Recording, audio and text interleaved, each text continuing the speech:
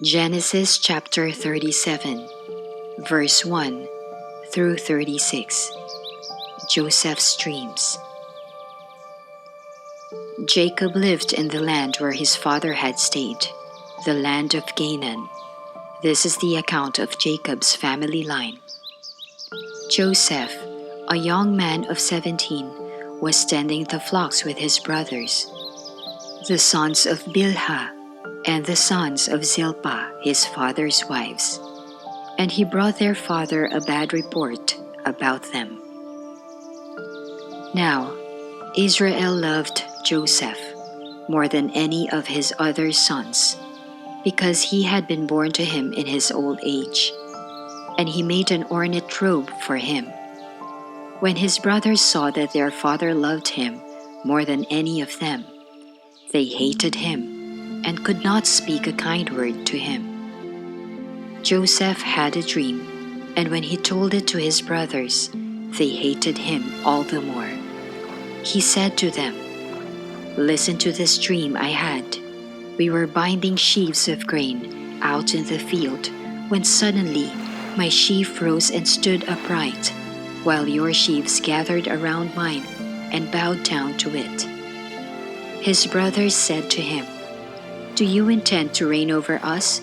Will you actually rule us?" And they hated him all the more because of his dream and what he had said. Then he had another dream, and he told it to his brothers. "Listen," he said, "I had another dream, and this time the sun and moon and 11 stars were bowing down to me." When he told his father as well as his brothers, his father rebuked him and said, "What is this dream you had? Will your mother and I and your brothers actually come and bow down to the ground before you?" His brothers were jealous of him, but his father kept the matter in mind. Joseph sold by his brothers. Now, his brothers had gone to graze their father's flocks near Shechem, and Israel said to Joseph, "As you know, your brothers are grazing the flocks near Shechem.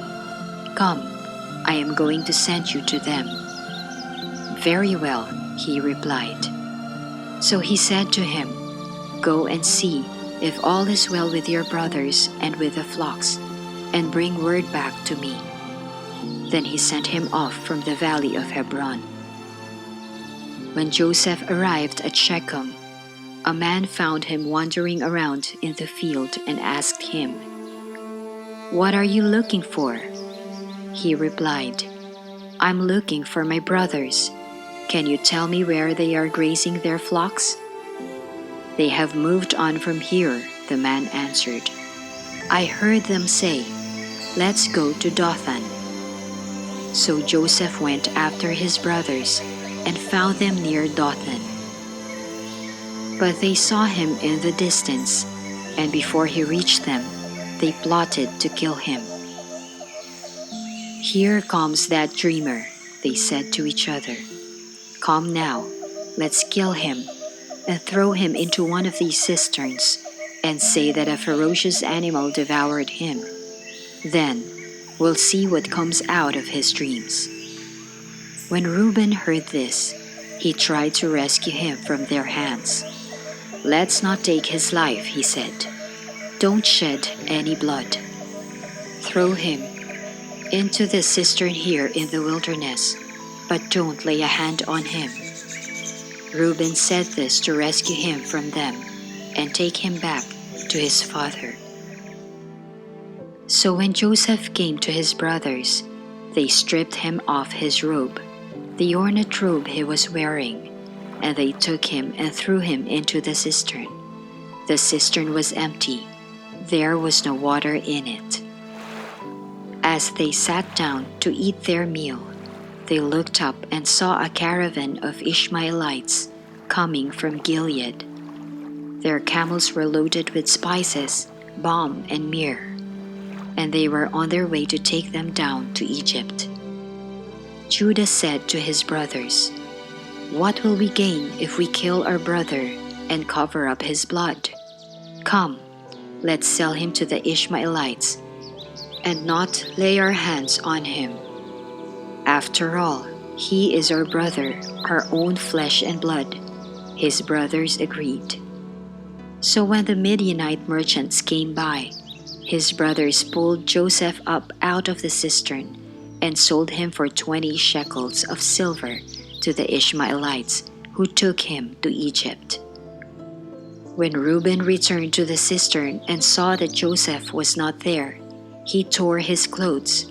He went back to his brothers and said, "The boy isn't there. Where can I turn now?"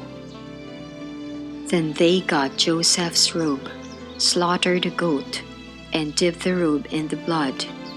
They took the ornate robe back to their father and said, "We found this. Examine it to see whether it is your son's robe."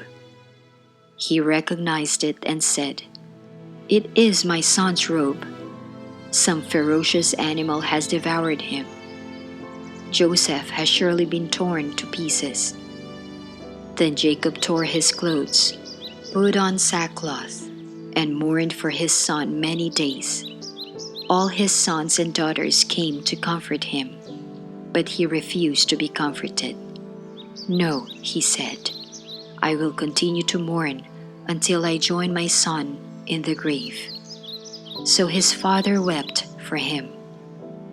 Meanwhile, the Midianites sold Joseph in Egypt to Potiphar, one of Pharaoh's officials, the captain of the guard.